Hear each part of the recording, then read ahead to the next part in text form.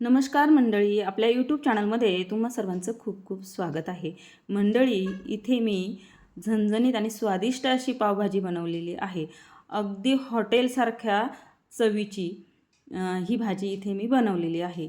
लहानांपासून मोठ्यांपर्यंत आवडणारी ही पावभाजी अगदी झटपट कमी वेळेत मी कशी बनवली आहे हे व्हिडिओ स्किप न करता शेवटपर्यंत पहा.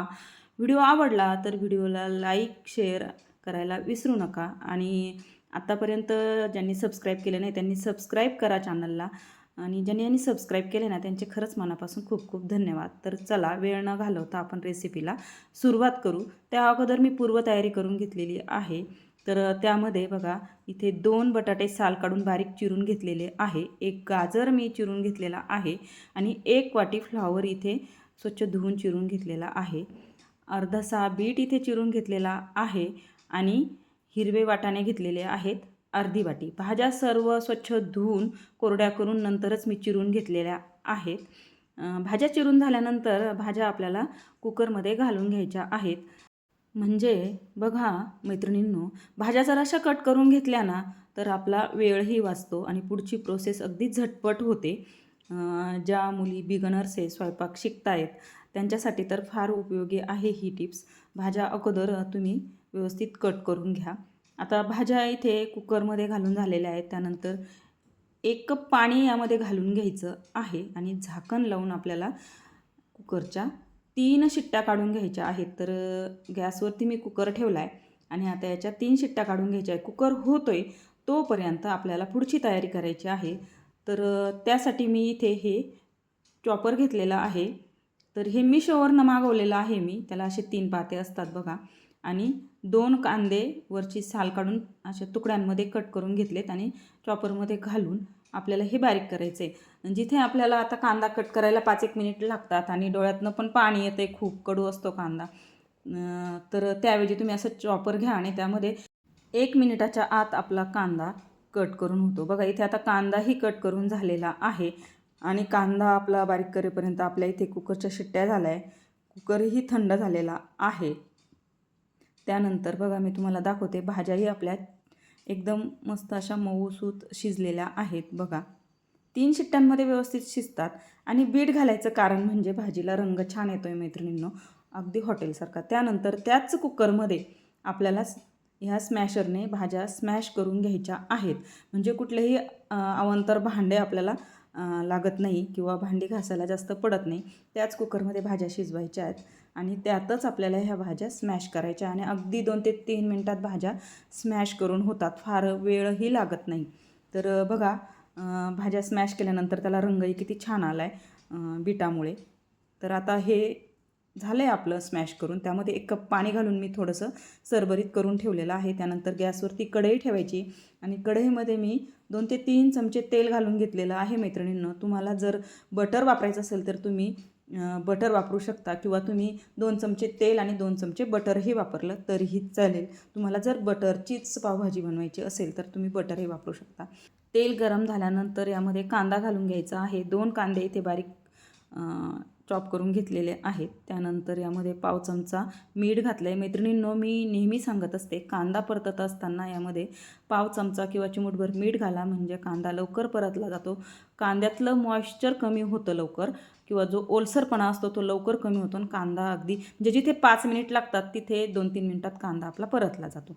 त्यानंतर यामध्ये छोटासा 1 चमचाभर लसूण आल्याची पेस्ट घालून घेतलेली आहे आणि कांद्यासोबत आलं लसूण पेस्ट हे आपल्याला 1 मिनिटभर परतून घ्यायची आहे. व्यवस्थित असं मिक्स करून घ्यायचं आहे. आता हे सर्व परतून झालेलं आहे. यातच आपल्याला आता उर्वरित ज्या भाज्या आहेत त्या घालून घ्यायच्या आहेत. तर त्यात प्रथम मी सिमला मिरची घालून घेत आहे. 1 सिमला मिरची इथे बारीक कट करून घेतलेली आहे. सिमला मिरची आपल्याला 1 मिनिटभर परतून घ्यायची. थोडासा कलर त्याचा चेंज झाला की लगेच यामध्ये आपल्याला टोमॅटो घालून घ्यायचा आहे. तर 1 मोठा टोमॅटो इथं बारीक चिरून मी घेतलेला आहे. तर मैत्रिणींनो, तुम्ही हा टोमॅटो बारीक चिरून घालण्याऐवजी मिक्सरला वाटून त्याची प्युरी करून घातली तरीही चालेल किंवा तुम्ही असं चिरून घातला तरीही काही हरकत नाही, व्यवस्थित शिजला जातो. त्यानंतर यामध्ये मसाले घालून घ्यायचे आहेत. त्यामध्ये 1 चमचा लाल तिखट, 4 चमचे पावभाजी मसाला, अर्धा चमचा गरम मसाला घातलेला आहे आणि हे सर्व आता आपल्याला मिक्स करून घ्यायचं आहे. आणि मैत्रिणींनो हे व्यवस्थित मिक्स करायचं आहे बरं का. आणि हे मिक्स करत असतानाच यामध्ये आपल्याला पाव चमचा हळद घालून घ्यायची आहे. कारण का तर जो बीटामुळे खूप लाल रंग आलेला असतो आपल्या भाज्यांना, तर तो हळदीमुळे थोडा मेंटेन होतो आणि भाजीचा रंग एकदम आपल्या हॉटेलसारखा येतो. त्यामुळे अगदी पाव चमचा इथे हळद घालायची आहे. आणि सर्व मिश्रण व्यवस्थित परतून झाल्यानंतर यावरती झाकण ठेवायचं आहे. गॅसची फ्लेम अगदी लो करायची आहे. मंद आचेवरती 2 मिनटं ह्या भाज्या शिजवून घ्यायच्या आहेत. बघा किती सुंदर त्याला रंग आला आहे आणि तेलही छान सुटलेलं आहे. पुन्हा एकदा मिक्स करून घ्यायचं आहे आणि ज्या आपण भाज्या स्मॅश करून घेतलेल्या आहेत त्या घालून घ्यायच्या आहेत. तर आता भाज्या स्मॅश करून झाल्यानंतर मी त्यामध्ये 1 कप पाणी घातलेलं होतं, म्हणजे ते बॅटर थोडं सरभरीत होण्यासाठी.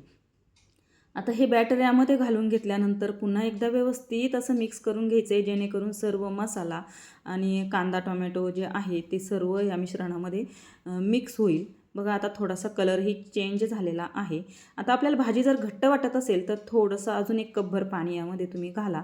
तर इथे कुकर धुवूनच मी पाणी घातलं आहे, म्हणजे कुकरला ज्या भाज्या थोड्याफार चिकटलेल्या राहिलेल्या होत्या त्याही सुद्धा निघून आल्यात. त्यामुळे 1 कप पाणी मी इथे कुकर धुवूनच घातलेलं आहे. बघा या पद्धतीची या भाजीची कन्सिस्टन्सी होते. त्यानंतर आपापल्या चवीनुसार इथे मीठ घालून घ्यायचं आहे. तर इथे 1.5 चमचा मीठ मी घातलेलं आहे. सुरुवातीलाही कांदा परतत असताना पाव चमचा मीठ घातलेलं होतं. तर त्यामुळे तुम्ही तुमच्या चवीनुसार इथे मीठ घालून घ्या आणि पूर्ण भाजीमध्ये मिक्स करून घ्या.